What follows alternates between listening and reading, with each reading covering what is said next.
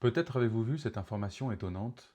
En Inde, le 1er mai, lors d'une cérémonie religieuse, un éléphant s'en prend aux humains.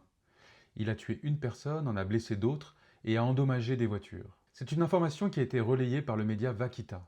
Vous trouverez sur mon post le lien vers la vidéo. Ce qui est assez fou, c'est que c'est le point de départ de mon nouveau roman Il suffit parfois d'un cri. À une exception près. Imaginez, un instant, à divers endroits de la planète, tous les animaux ont un comportement étrange, agressif. Imaginez l'impact sur nos sociétés, sur l'humain. Qu'ont-ils à nous dire, ces animaux?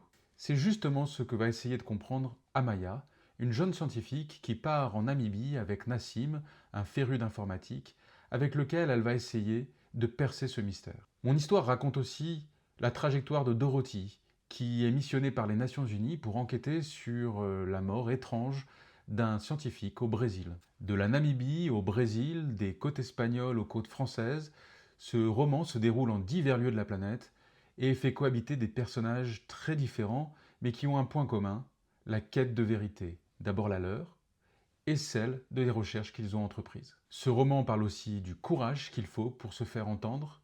Il parle également des frontières entre l'humain et l'animal. Et il pose une question finalement assez simple. Et si les animaux en savaient plus que nous sur l'état du monde? Si cette histoire vous intéresse, vous pouvez vous rendre en librairie ou sur mon site pour le commander. Merci et à bientôt!